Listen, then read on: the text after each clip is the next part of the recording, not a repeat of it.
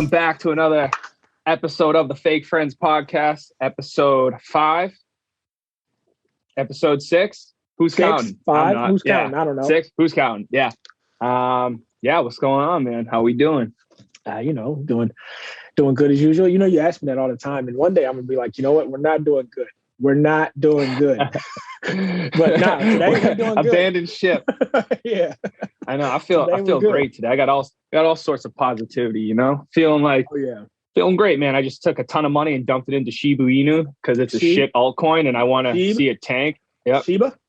Yep. Shiba, yeah. Shib, dude. Shib, whatever you want to call it. I'm right there with you, The road to 100 million coins is real because I might pay off one day and that one day might be soon.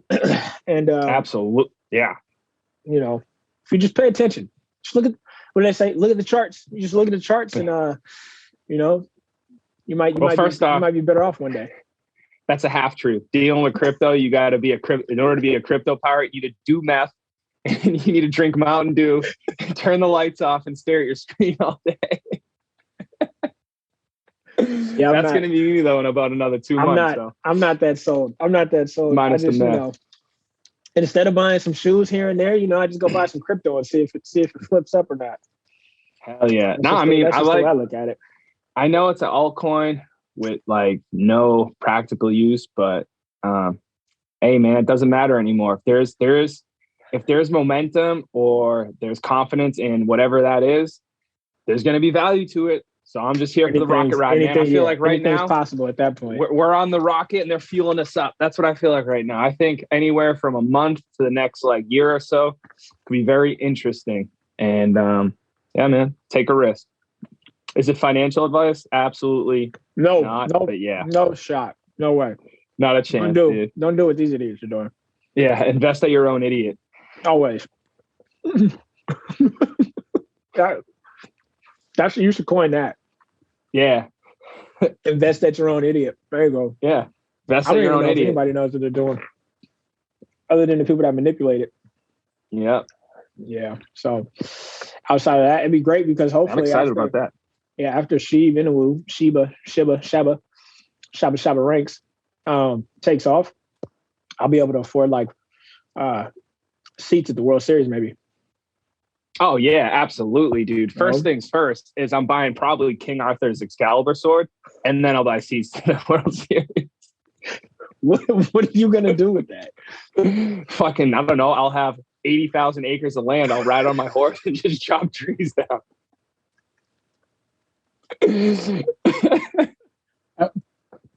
That's almost your only option when you're alienated from society. So absolutely, you might as well.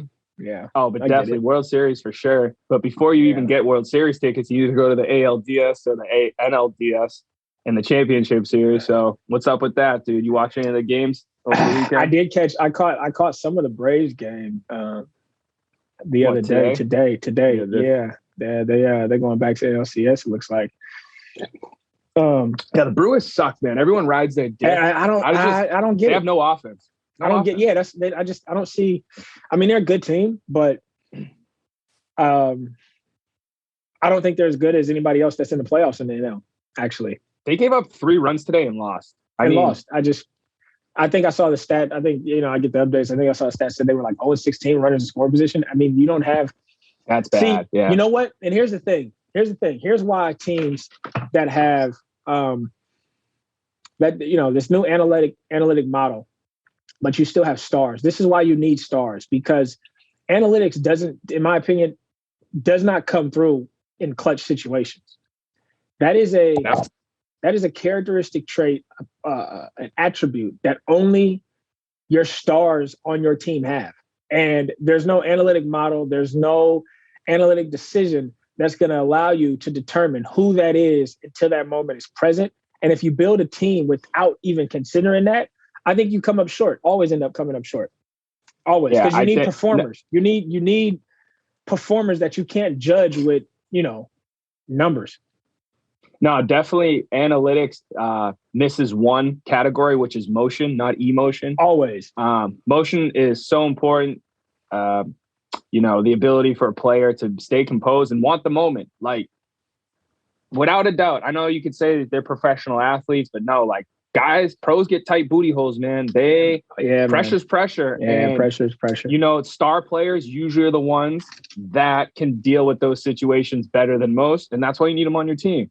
So like when you're the Boston Red Sox, who literally have the worst team ever, literally, like I am so impressed. The fact that they're up 2-1 against the Rays, who are a really good team, they have no pitching. They literally have no pitching. I'm pretty sure the most consistent pitcher for them right now is Nathan Eovaldi and Nick Pivetta. They have no bullpen, and it's just, dude, I have no clue where any of these guys are. I got guts. They're coming I got from. guys who have guts, man. I'm But telling you. I will say this: they're stepping up. They're stepping up. They're stepping TT, up. But that's just, we're not on the offense now. As far as the offense goes, there's always been no question marks with guys that have great ABs, hit high velo, situationally can hit in any count, off speed hitting. So it's the offense is fine. It has nothing to do with the offense. It's the pitching. And they have literally, you go compare their teams that have won championships or made runs in the past. This team is the worst out of all of them. I don't care what anyone says. No, seriously. I'm not even trying to be mean. Like, this is really impressive that they're winning. Like, if they beat the Rays, even in 5 games, which I thought it would go 5, let's say they win the series. That's impressive. This team is not good. They're not built to win a championship. They literally don't know who's getting outs for them. They don't. Alex Cora literally looks at his staff. What, man? That is kind of what, like, so, and this is where you got to give, and you've always done it. This is where you got to give credit to somebody like Cora, because big time. That's where your manager, who, if your staff doesn't have the guy that you don't have a Garrett Cole who, doesn't get it done this year. You don't have the guy, a Scherzer, who you go out and he's going to get us a solid 7, maybe 8 to 9 innings. If you don't have that guy, and then you don't have a guy in the bullpen that is a guaranteed 3 outs, your manager is the one that instills it in a multiple lineup of guys of, hey, we're counting on every single one of you guys, pitch by pitch. And that's what I mean. Analytics doesn't determine. You can't make the analytical decision on who has that gene inside of them to just sack up, to just be like, all right, I'm not the superstar, but I'm going out and I'm not going to get beat. You get what I'm saying?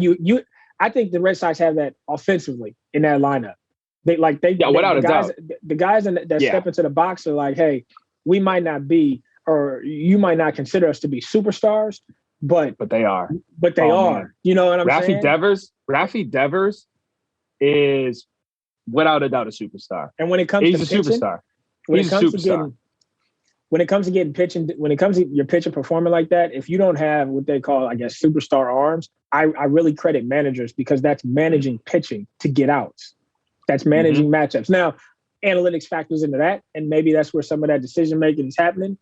Predicated on your guy you got in the bullpen against this guy. You playing numbers against numbers, sure, but it still takes some strategic management of an actual personnel. And I think that's why you see the Red Sox having the success. I've always said it. Right Alex Cora, without a doubt, is the best manager in baseball. It's just night and day. I mean, if the Red Sox do make it to the next round, whoever they play, Astros or White Sox, I'd be shocked if they even went past 5 games with those teams, just based on pitching alone, because those offenses match up.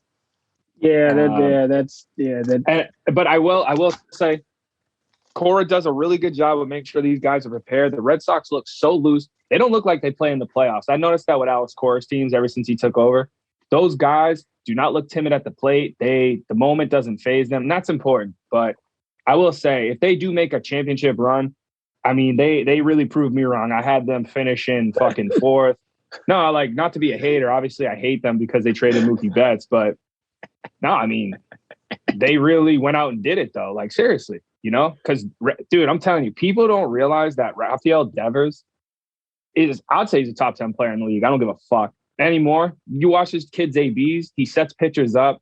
He acts like he fucking can't see a pitch, and then you throw it again, he hits a home run, and he's just laughing around the bases, spitting his fucking his wad everywhere. Shit. And then Bogarts, dude. And again, this guy's been in the league longer. He gets no respect. Consistently just hitting 30 bombs, batting 300, sitting around 100 ribbies, clutch ABs, great 2-strike hitter, great off-speed hitter, high velo, understands the strike zone.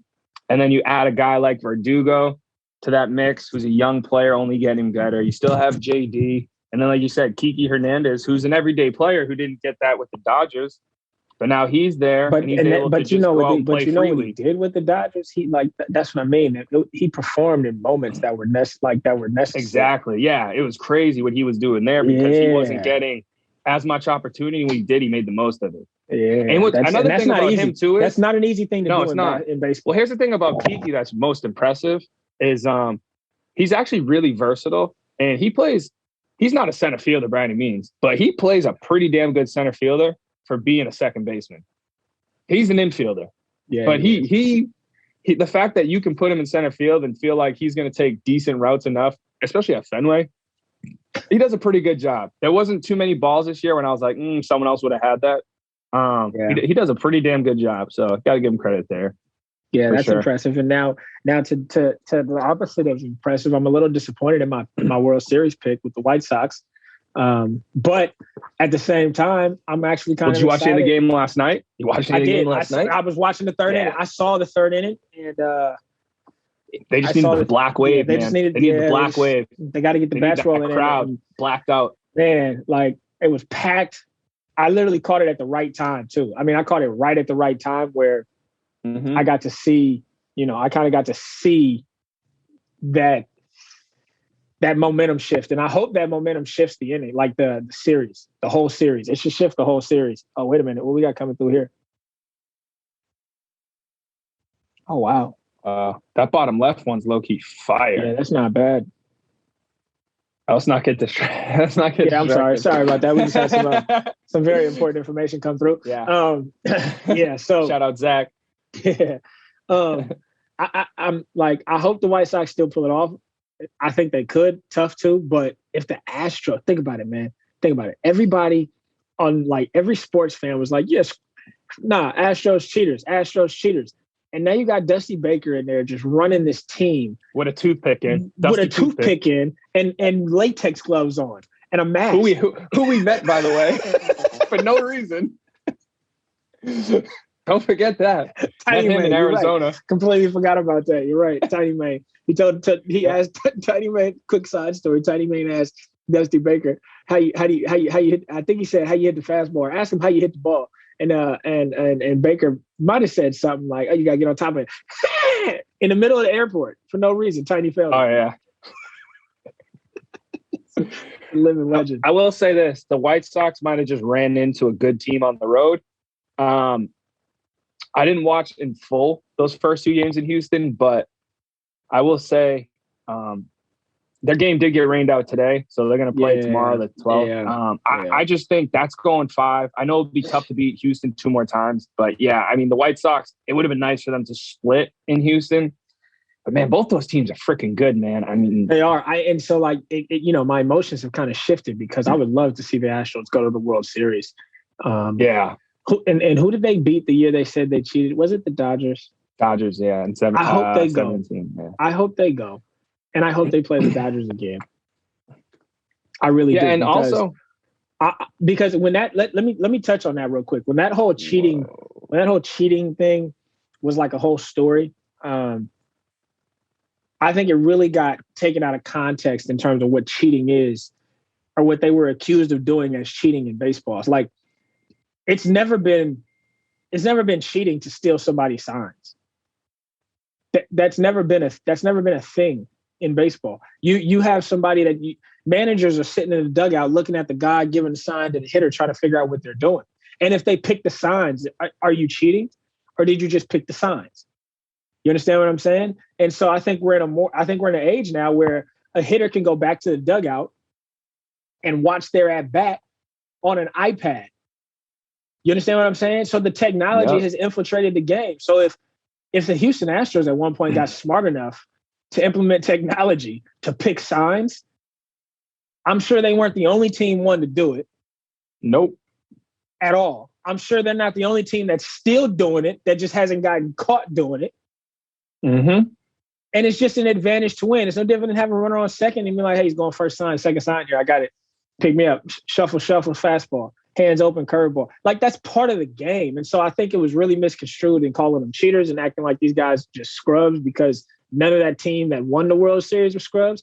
None of that team that's on that team right now are and scrubs. what are those guys doing? Like, that's what I'm saying. Like, balling. what are they doing now? They're not scrubs. Like, so I really would like to see them actually go back, beat the same team that called them cheaters for beating them. And it would just be a Cinderella story, in my opinion, for me, because I media blows everything out of proportion. And then you have the average fan of sports saying that they're cheaters, and they're not cheaters. I mean, they're competitors, and what they did was gain a competitive advantage in sport in ways that they have been doing for years, in my opinion, and they just use technology to do it.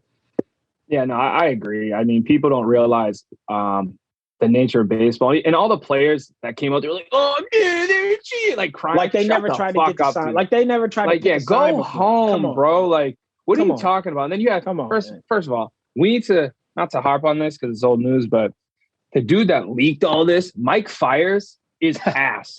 This dude can't even top like 86. So this dude got sent to another team in the division and was like, "Oh fuck, I got to pitch against these guys. They're gonna hit nukes off. They're picking my signs.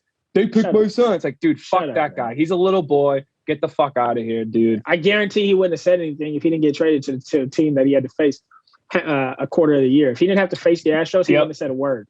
Wouldn't have said a word. As a matter of fact, I hope Altuve hits a walk-off home run and just takes his shirt off and rounds the bases. I know. They should wear like T-shirts. They should troll it. They should wear T-shirts with like headsets on them, or like binoculars or something, or just banging on a trash can. or just a word that says "We got your signs." Yeah. I would love to see that happen. What do you got on this Dodgers Giants series? Yeah, that's what I was about to say, man. You know, it's just so interesting because I hate the Giants so much.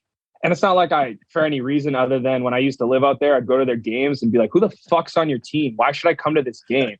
Yeah, like Tim Lincecum was the man. That kid was fucking coolest ever. He was just like, I'm 130 pounds. I throw 100 miles per hour and I do a ton of drugs and I win Cy Youngs. Respect. I mean, they got Chris Bryant, my boyfriend. So, you know, man, they just, I hate Gabe Kapler, but he's doing something right over there, right? Because no names, literally couldn't tell you their 1 through 9. Don't know really any of their pitchers. Like guys that were throwaways, like Gostin, they always used to say, "Oh, he's got the stuff." Never did anything with it. Who's the other dude? What's the other guy? Wood? Not Wood. Alex Wood, the lefty. Yeah, he Wood, was pretty decent with LA. There's another guy too. Too much. There was another guy. But there's one more other righty there. I had him on my fantasy. Not team. Logan Webb, because I never heard of him before. He got hurt for a little bit too. I feel like there's someone else. Might have to pull up their roster, but yeah.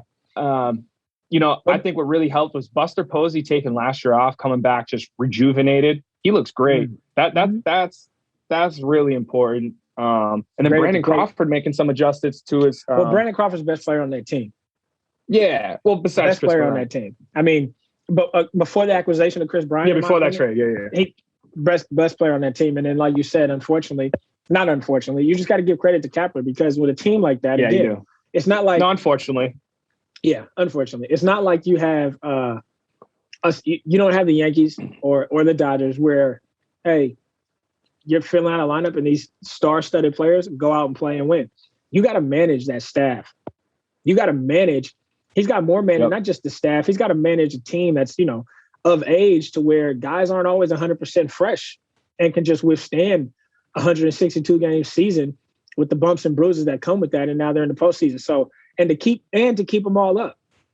Like that's a part of managing that really goes, unspoken. It's like that's probably the number one aspect of being a manager at the professional level is you have to manage egos.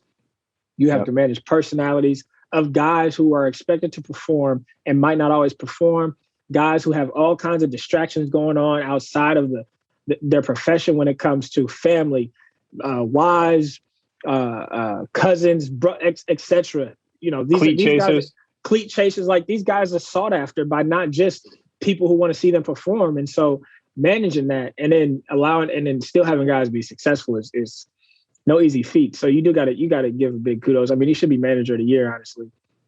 Yeah. And that team wasn't expected to be where they're at, let alone have the best. They won what, like 106-7 games? Most wins in baseball. They're not expected to be there. I couldn't even tell you who's in their bullpen. No clue. Nope. that roster is a bunch of young guys and old guys that no one knows about. Seriously.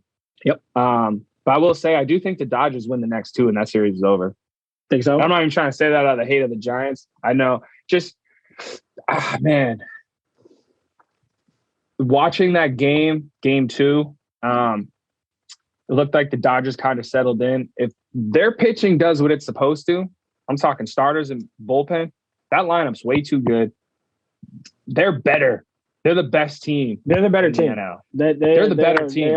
All they have to do is get out of their head, play relaxed, go play their game, let Trey Turner be the leader. Him and Mookie lead the way. Those two guys are so dynamic and explosive. Let those guys do their thing. Everyone else follow suit.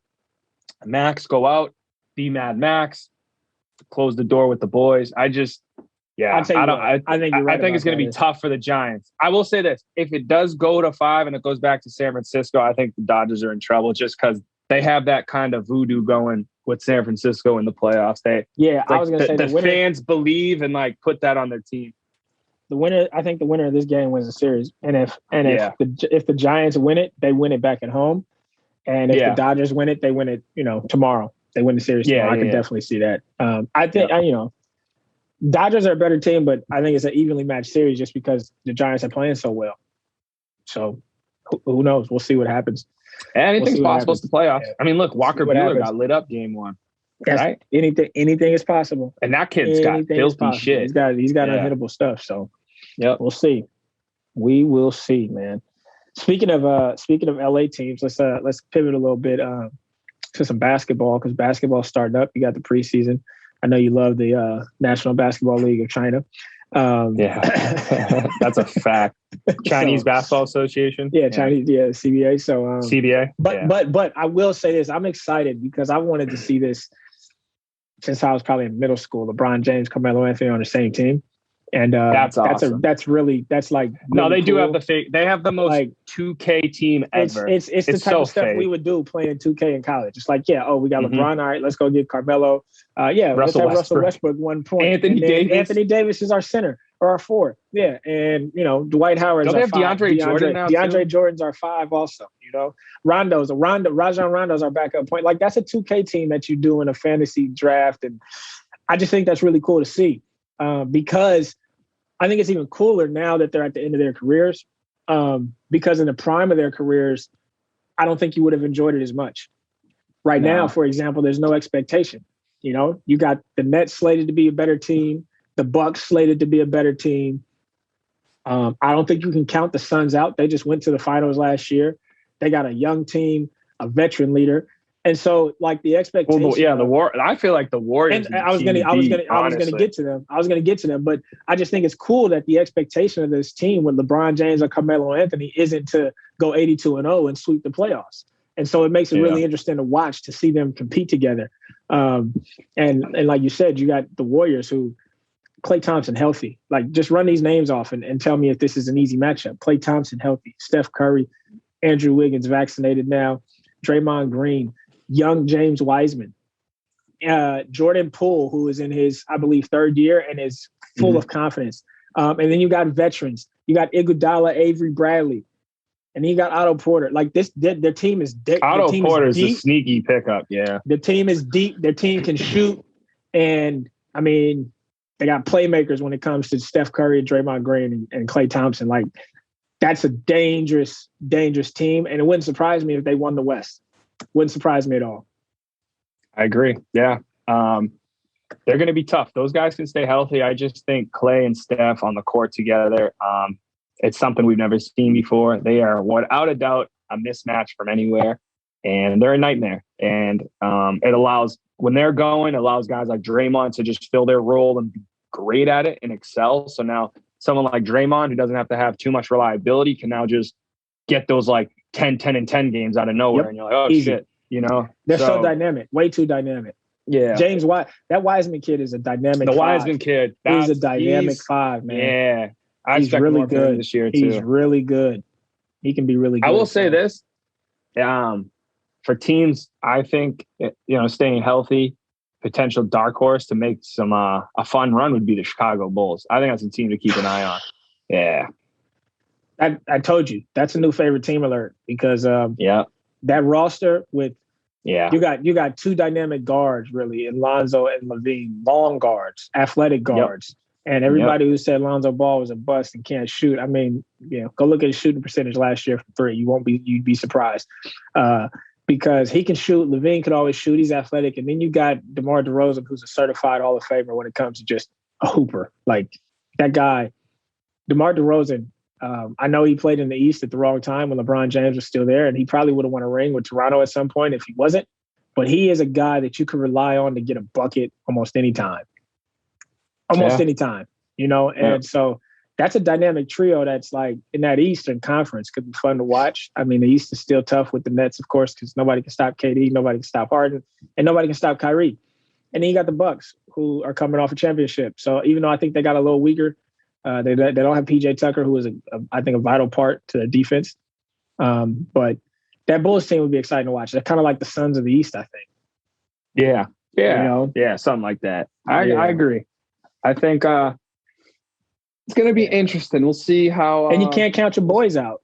You can't count the Celtics out, man. They're still dynamic. Also, Tatum's a superstar. Mm-hmm. New coach in town. We'll see how the players react. It seems like that they're pretty excited having him there. So yeah, it should be. Oh yeah, Tatum. He's the real deal. I know it's like the fan base here is pretty funny. You have people that just will like they could literally be like rolling out fucking the players that the Globetrotters play against, and they're like, "Oh, it's the best team ever." And then you have more realist people like myself. They'll criticize them, but yeah, this should be good. I don't expect anything because I just think everyone in the NBA is a diva. But we'll see if guys decide to play and not take too many games off. We'll see if they can play. Tatum and Brown are a great duo. They're legit. So they without a doubt should be able to take over games in the East. Some of those weaker teams with the rosters, get some dubs, finish somewhere in the middle of the pack. Yeah, absolutely. I'd be interested to see where they finish at this year because I don't know how deep the East is when it comes to teams being good outside of the Bucks and the Nets. I mean, Philly's got a whole Broadway show going on over there. So who knows what Philly's going to do with Ben Simmons, without Ben Simmons. It's like I think the dark horse is kind of like the Heat. I think kind of people are expecting the Heat to be really good with Kyle Lowry over there. So it'd be interesting because Philly not being in the mix is that adds. That's what's weird about Ben Simmons. This dude's trying to tell people where he wants to play. It's like, bro, you can't shoot. No one wants you. You literally can't shoot. I've heard some rumblings I heard some rumblings he'd be a fit for the Warriors, and as a fan of that team, I don't see it being really well because I don't know how you have Ben Simmons and Draymond Green on the court at the same time. I think that kind of weakens your offense. And I would rather have Draymond Green than Ben Simmons, in my opinion. You know where he would fit really well? You know where he'd honestly fit really well? Is the Pelicans. Yeah, he would. He would actually. Depending on what they would have to give up. But if you could find a way to keep like Ingram, obviously they're not trading Zion, but like Zion, Ingram. Yeah, they would. Or you send him to the Nets. Pick and roll. The Sixers just aren't going to do that. But if he was playing, if he was facilitating on that team, it'd be tough to guard. Plus, he's big. He's really a power forward. He's 6'10". He's a point forward. Yeah, so with really good handles and good vision, he just can't shoot. It's like, bro, he can't shoot. Or if he can, he chooses not to, and he'll just have to start doing something different. Yeah, like playing video games and streaming.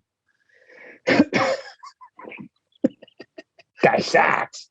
I saw something that said like Twitch is under fire for that because they something about like the top. You'll love this. The top Twitch earners all look the same. They're like middle-aged white males, and so Twitch is under fire for not allowing a more diverse. I don't want to misquote it, but it was something about how Twitch needs to like upgrade the ability for people with less subscribers to, I guess, gain more subscribers or something like that. And I just thought about it. I was like, sounds weird because That's the dumbest thing I've ever heard of. Is it like it's That's their the fault? most It's Twitch's pussy shit I ever heard of. It's Twitch's fault that like certain people become more popular and these certain people look alike. No, dude, have you ever used? Oh, that's Twitch what it was. before? It was about. I think it was about women. Also, it was like there wasn't that many women. I'm like, okay, dude. Are you kidding me? This all is the women like this are is super no popular. This is no. They just play video games in their underwear, and dudes watch that shit. Are you kidding me? This is no this like equity bullshit. This is no like discrimination or anything, but like this stereotypes exist. And if you go find me 10 gamers, I would be surprised if 7 of them didn't look the same. Like, yeah, they're all fucking nerds. They all look the same. That's just what it is. Like that's. And here's one thing. One is just, why are people watching this person? Is it because they're good? A lot of people watch streamers because they're good. And then 2, are they entertaining? Because that's huge. Because you can suck, but if you're entertaining, like, dude, then why am I going to watch you? Why am I going to watch you if you're not entertaining me? There's this player who's like the small little dude, and I think he goes by like Little Man, and like he's not bad at the games he plays by any means, but like he's entertaining. He's a smaller dude, so you might not think that this little dude is going to be out here, taking souls online. So I could see why that could be attracting. This is one streamer that I really like for the MLB The Show. Shout out the hat I'm wearing. And he's not your prototypical person you'd profile for a baseball fan. He looks like he's about to go fucking sacrifice a cow and sing heavy metal. And he's one of the funniest people ever. And he knows his baseball. So it's like these people that are like, well, not enough people look, blah, blah, blah. They were hacked. That's what I was just looking it up to like kind of remember. You know what I mean? It's like they were hacked. And so like the payout reports came out and they realized that like top earners all look the same. And I'm just like, that's Twitch's fault? That's Twitch's fault? How is that Twitch's fault? Dude, that's what I'm saying. All this bullshit. It's like people just assume reasons why people do things is because of how they look. It's like, no. What if they're just fucking better than someone? I don't know, man. I don't know. But it's so simple. We live in a world now where Dave Chappelle can't do comedy without getting beat up online, and Superman is no longer a man, I guess. I don't care what anyone says. I know not a lot of people tune into this podcast, but one day maybe they will. I will say this, and you can fucking hate me for saying it. Not you, because you'll agree. But if you live in the United States of America and you are not financially where you want to be, that's your fucking fault. There's no one else's fault. That is your fucking fault. Being broke in this country is a fucking choice. I'll even do one better. Fucking choice. I'll not do one better, but I'll paraphrase that for the sensitive people. If you do live in this country, and you are broke, it's nobody else's fault. And I say that in a sense like only you have the choice. Only you have the choice to either remain where you're at or adjust something in your life to get a different outcome. And shit. Now, exactly. And honestly, once upon a time, honestly, you should hurry up and do it because we're getting away from the idea of that happening in this country. And honestly, I could speak that myself. I remember like the last 6 months I was living in California. I had no money. I was broke. Could barely buy food. I needed new shoes. I call you up. I'm like, bro, I can't buy shoes. I have no shoes. You just came over with a box of shoes. Like, here you go. And I was like, that's awesome. Thank you. Fly kicks too. Yeah. Like I've literally had no money before. And you know what I did? I stopped spending stupid shit. Yeah. You save your money, make smarter investments, you make different choices. And then you can put yourself in a better space. And I know the first counter is going to be like, well, not everyone can do that. Not everyone can do that, man. It's like, okay, well, then maybe you got to work fucking harder. Oh, no. Well, and the thing is, too, people got to understand, baby, I took this approach to working out, to even like, maybe 5 years ago, a more like conscious eating, healthier lifestyle in terms of food. It's baby steps. You can't expect, you can't make drastic changes or make a change and expect drastic results within like an hour or a week or a day. It's baby steps. It's a consistency. And like you said, I guarantee if you consistently stop spending money on little stupid, like irrelevant, unnecessary shit, in 30 days, you'll be like, oh, wow, I have a little bit more money than I did 30 days ago. And if you continue to make those choices, next thing you know, in 12 months, oh, wow, I'm not as broke as I was 12 months ago. Like, that's what, like, that is the gist of it's your fault. because it's a choice. No, a lot of people, and a lot of people aren't don't conscious of that. They don't want to be conscious of it. You know, again, like as I always say, people want choices made for them and decisions made for them, and that's why that's kind of hard to grasp. But it's very true.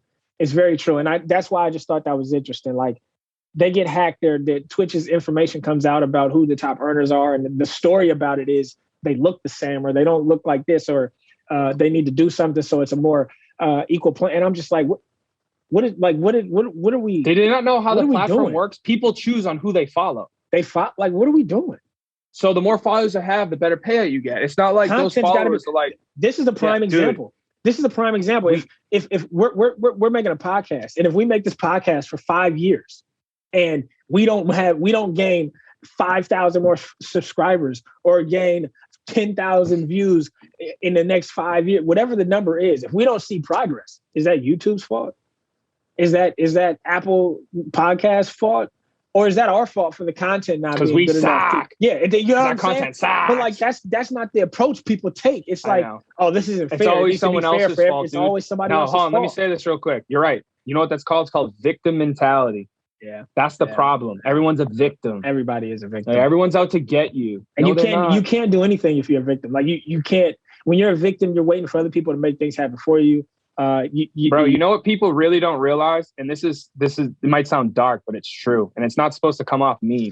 But when you die, no one talks about you. Nope. And I don't mean that in a bad way, but people need to realize no one gives a fuck about you. So stop worrying about everyone else's fucking inputs and emotions and why you're not doing something because of them. It's not. It's because of you.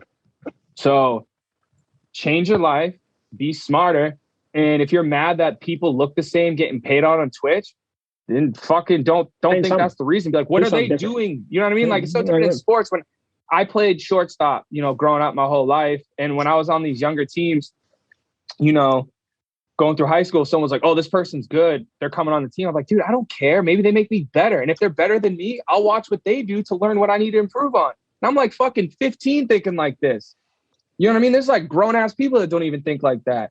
It's crazy. It's like they're afraid to be around other good people. I'm like, no, the more good people, the better we are. What are you talking about? I and this might be taken the wrong way, but I really don't give a fuck. You know, I think that's the same type of mentality. That's like, you know, I think we missed the opportunity here if we just had another straight Superman. Like, what do you mean you missed the? How is Superman being a straight male an opportunity? An opportunity for what? For what? For what? For what? I don't understand I will say, this. I don't understand this forced attempt to include people who make choices to be different than other people. Do you understand what I'm saying?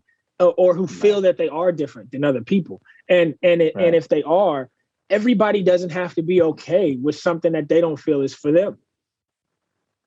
In my opinion, man, I just think that mentality is like you said, it's a victim mentality. Like, well, hey, you have to think about me, or you have to consider me also. You can't just do this and it work for you. It needs to work for me as well. And like that I don't want to live in a place like that, because there's no individuality. There's no opportunity for, like, you know, anything unique for yourself. You're just like the next person. And I don't know how people are completely okay with, yep, everyone's the same. That sounds like communism. Cultural Marxism, that's what it is. But, like, you know, can't say those words around here or people get triggered. Yeah. So it's weird, man. Speaking of Twitch real quick, I know it's a little, I guess it's kind of relevant. I don't fucking know. Anyways, there was this wrestler that was with the WWE, and his like contract came up, and he was like, oh, he could have the ability to sign with like other wrestling promotions. And this wasn't like the main factor, because where he went off to, he used to be with like those guys. A lot of his friends were at this other promotion, but the WWE doesn't like its wrestlers streaming, because they don't get that revenue. Sounds like a WWE. He streams. He's a full-on gamer. Yeah. So part of the decision for him to leave, it wasn't like to me. He can't make money. They don't want him to. Yeah, they don't want their like their employees to stream, because WWE doesn't get that money. It's like they'd have to work in the contract or something. And he was like, well, I'm a gamer, so yeah, I'm not stopping playing video games. See you later. Isn't that crazy? I had to take a moment because I just thought we lived in a country where, you could do things for yourself and make a way for yourself. And that's kind of the way it's always been sold to you. It's like, hey, you can go out in this country and make a way for yourself. There aren't really many guidelines and rules that you have to stick to and things you can't do. This is a land of free. Decisions that you make can be very rewarding, or they can be very consequential. And it just seems like now you don't get to make decisions that can be either. You just have to have the decision made for you. I don't understand. I don't want to say I don't understand it. I don't agree with that. And it's frustrating. It's frustrating because for someone like us, or for anybody who might have a more creative approach to life when it comes to doing things. You remember we had this conversation. I was like, yo, a lot of people, we might have been talking about making music. And I was like, you take an empty glass, and instead of looking at it this way, you just turn it that way. It's all a matter of perspective. And it's like right now, you're not allowed to have alternative perspectives on anything when it comes to what it is you want to do. And I think that concept is infiltrating everything, every aspect. It's an infection of the mind. It's bad. It's a virus of the mind. It's called communitarianism. That's what it's called. It's bad because it's very bad. It's really stripping people of liberties and freedom and having fun. Yeah, and having fun. Man. Yeah. It's bad. Yeah, but this institution that's been caught lying to me my whole life said I should do this, so I don't know what to do because that's what I rely on. And if I realize that's a lie, then my whole reality shattered. You can't question anything. Here's a good one. Here's a good one. All right. Real quick, sum it up. I'll sum it up. My dad will like this one. Hopefully, he might be our only viewer. I don't know. But let's say you got a ball. You got a ball nearby. I usually do. It's crazy. No, me too, but I don't. And I don't know. I don't see a ball hanging around anywhere. I'd have to run up to another room. No, it's all right. It's all right. But let's just say the Earth is round. You got a ball anywhere? Yep. You got one? No. I don't want to go to a commercial break. I know. No. All right. Just No, it's all right. Yeah. We'll just say the Earth is round because here's the point I'm getting at. It's like the point I want to make here is let's say my fist is the Earth. The Earth that you've been taught is round. It's a ball. Okay, and let's say that somebody presents to you that this right here is what the Earth actually looks like and is slanted. I presented this idea to my pops, and the first question he said, "Well, if this is the Earth, how come people and things wouldn't just do that?" And I was like, do you see how you ask that question? But when you go, well, if the Earth is round, how do people stand up like this, and the water doesn't fall off? And it seems like an insane question to ask. Right. So you just can't question things that you're told to believe in this time anymore without being alienated. And I think that's very interesting and dangerous because the quote I sent you earlier today from a former NBA coach, I don't want to name him just for the sake of it, but to say that, he's got a problem with NBA players doing their own research on vaccines, etc. Yeah, you can if you want. I don't understand. Jeff Van Gundy. Yeah, what do you mean you have a problem with people questioning or having their own questions about things or doing their own research like that? Never in time before. Hey, Jeff Never Van in time Gundy, before. I hate to break it to you? Yeah, but literally for 40 years, the government through vaccines was giving Black people syphilis. And the only reason why people found out was because someone blew the whistle. And then when they were yeah, we admit to it and we're not going to do anything to help those people. But no, don't question anything you're told. Don't question anything you're told. And that's really a problem that you're just not allowed to question information. And I put air quotes around information because in today's world, information is anything you want it to be when it comes to, omitting certain either facts, certain case studies, trials, whatever. Any type of omission in information means it could be correct, wrong, truthful, misinformation, whatever you want to call it. And so not being allowed to question it because of who it comes from, where it comes from, is dangerous. I mean, that's like having a dictator. Yeah. Well, let's wrap this up because my screen's on 5%. So I got a hill that I'm going to die on for this week. Yeah. And that's keeping it to the theme we started off with. I'm going to say Dodgers in 4, White Sox in 5, Tampa in 5, Braves in 4. Wow. All right. You ran those off kind of quick, but if I recall, you got the Braves and the Dodgers In NLCS, and you got the White Sox and Tampa.